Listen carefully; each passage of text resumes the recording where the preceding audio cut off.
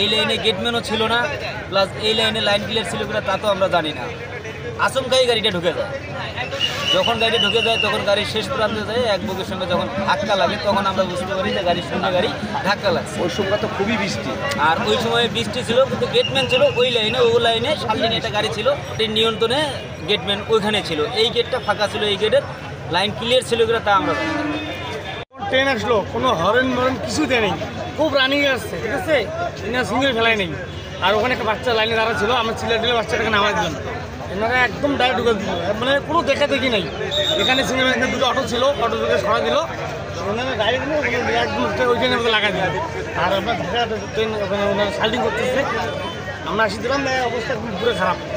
আর ওই সাল্টিং গেট নামার ছিল, গেট নামা না থাকলে তো এখানে বড় একটা দুর্ঘটনা হতো। আর ইঞ্জিন তো এগুলো আগের পুরানো ইঞ্জিন, আগের মতো এখন চলে না। আমাদের কথা হচ্ছে ইঞ্জিন পাল্টা। আর এখন যেগুলো দুর্ঘটনা ঘটার পরে, সংঘর্ষ হওয়ার পরে কোনো হতাহত হয়েছে, কোনো আহত হয়েছে? তো হয় নাই, কারণ ওই যে ওখানে সিঙ্গেল নামা ছিল, সিঙ্গেল ডাউন যদি না নামা থাকতো, আর শার্টিং করছে ওটা কোনো রাস্তা ক্লিয়ার ছিল, লাইন ক্লিয়ার। কয়টা বগি পড়ে গেছে? হ্যাঁ, বগি কয়টা পড়ে গেছে, লাইনচ্যুত হয়েছে? পড়ছে।